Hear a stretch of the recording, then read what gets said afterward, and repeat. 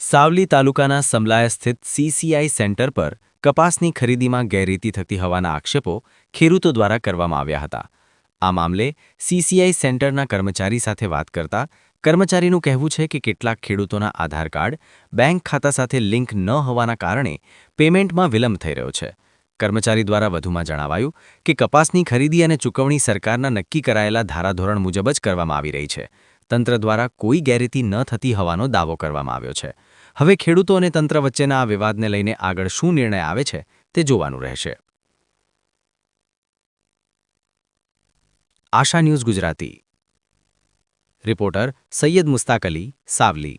સમલાયા centre ખાતે આવ્યો, મારા પૈસા 12 ડિસેમ્બરના જે બાકી છે એની પૂછપરછ કરી અત્યાર સુધી અનલીગલી આ લોકોએ નિયમ વિરુદ્ધ 1 ક્વિન્ટલે 3 કિલો પ્રમાણે મારી જોડથી 9 ક્વિન્ટલ જેટલો કપાસ કાપી લીધો છે। એના માટે મેં વાત કરી, એ લોકોએ કોઈ જવાબ ના આપ્યો અને કહ્યું કે આની માટે તમારે ઉપર મળવાનું, અમારી કોઈ જવાબદારી નહીં। એટલે મેં મારી જાતને પેટ્રોલ છાંટી અને ઓફિસની સામે અગ્નિદાહ કરતો હતો।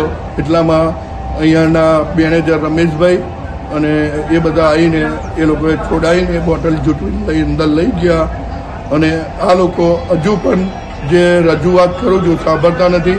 કારણ કે હવે જાણવા મળ્યા પ્રમાણે આ રોજમદાર કર્મચારી છે એને કોઈ ખરીદવાની સત્તા નથી। સીસીઆઈના સેન્ટર ઇન્ચાર્જ અહીંયા આવતા નથી। એટલે હું અત્યારે જો મને હજુ પણ ન્યાય નહીં મળે હું ડભોઈ સેન્ટર જઈ અને સીસીઆઈના સાહેબની સામે આત્મદાહ કરવાની કોશિશ કરીશ। ધીરેનભાઈ મનોહરભાઈ પટેલનું પેમેન્ટ બાકી હતું અને એ બાબતે વિજયભાઈ ગોરધનભાઈ પટેલ જાવલા રજૂઆત કરવા આવેલ છે।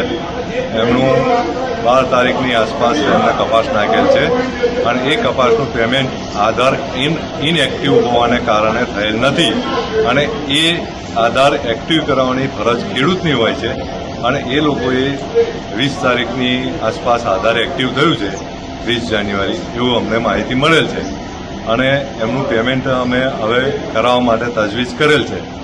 એમની જે કપાસ બાબતની રજૂઆત છે એમાં 12% મોઇસ્ચર સુધીનો કપાસ ખરીદી કરવાનો સીસીઆઈનો પાવર છે અને એ પ્રમાણે સીસીઆઈ કપાસ ખરીદશે અને એ પ્રમાણે ખરીદી ચાલુ છે।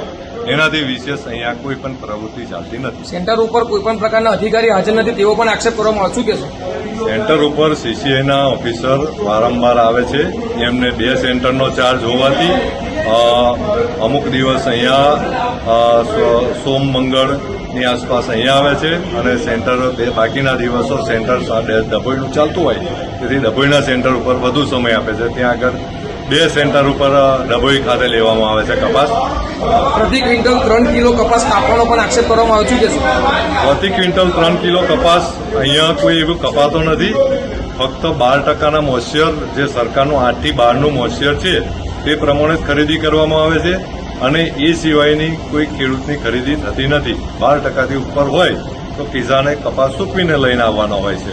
જાવલા ગામના ખેડૂતો આત્મવિલોપનનો પણ પ્રયાસ કર્યો, શું કહેશો? આત્મવિલોપનની અમને ધમકી આપેલી છે અને અમે હવે પોલીસ સ્ટેશનમાં ટૂંક સમયમાં જાણ કરી દઈએ છીએ।